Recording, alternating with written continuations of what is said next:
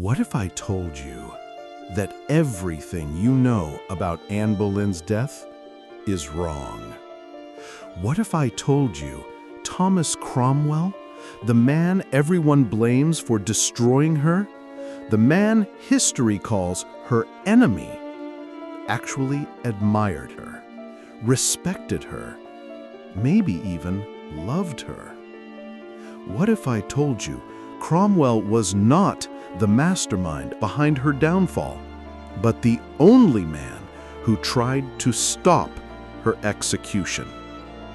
And what if the real reason Anne Boleyn died was because Henry VIII wanted revenge for a betrayal committed by Anne's own father? Tonight, you're going to see the Anne Boleyn story you were never told. For centuries, historians painted Thomas Cromwell as Anne Boleyn's enemy, a cold, ruthless politician, a man hungry for power. But the truth is more complicated. When Anne first rose at court, Cromwell was one of her strongest supporters. He admired her intelligence, her courage, and especially her vision for the English Reformation. Anne wanted England free from Rome. Cromwell wanted the same. For years, they worked side by side, fighting the same battles, pushing the same reforms, standing against the same enemies. To Cromwell, Anne wasn't just the king's wife. She was the one woman at court who truly understood him. Some even whispered that Cromwell cared for her more deeply than he ever admitted. If Cromwell supported Anne, then why did he help end her reign? Because Henry's anger wasn't actually about Anne. It was about her father, Thomas Boleyn. According to this alternate theory, Thomas Boleyn betrayed Henry. He withheld information. He lied. He manipulated court politics to protect his own power. And Henry found out.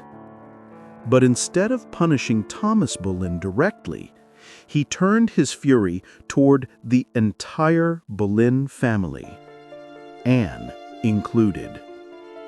Henry wanted Anne gone, not because of adultery, not because of treason, but because he wanted revenge. And Henry VIII never took revenge halfway. Cromwell saw this. He knew the king's anger was unstoppable. And he knew anyone who defied Henry VIII died. This is where the story takes a shocking turn. Cromwell may have been loyal to Henry, but he was not heartless. He understood Anne better than anyone, and he knew she did not deserve the death Henry demanded. So he tried something dangerous, something no one expected. He began to delay, stalling, postponing. Each time Henry asked, "Is Anne's execution ready?" Cromwell found a way to say, "Not yet, Your Majesty." He delayed the trial. He delayed the sentencing. He delayed the beheading. Every hour bought was a chance for the king to cool down, a chance for mercy, a chance for Anne to live. Cromwell risked everything. If Henry realized Cromwell was slowing the process, Cromwell himself would die. But he kept going, because deep inside, he believed Anne still mattered to England, to the Reformation, and to him. Eventually, Henry lost patience. When Cromwell entered the king's chambers with yet another delay, Henry's answer was cold and final. This woman must die. No trial could save her. No evidence would matter. The king's will was absolute. Cromwell walked out of that room knowing Anne Boleyn's fate was sealed, and he could no longer stop it. But the guilt? The guilt stayed with him forever. When Anne died on May 19, 1536, some said Cromwell looked as if his soul had slipped from his body, because he wasn't the man who wanted her dead. He was the man who tried to save her. Here's the most tragic part of all. 3 years later, when Cromwell himself was executed, he spoke one last sentence: "I have offended no man willingly." Some historians believe those words were about Anne, about the woman he failed to protect, about the queen he respected, maybe even loved.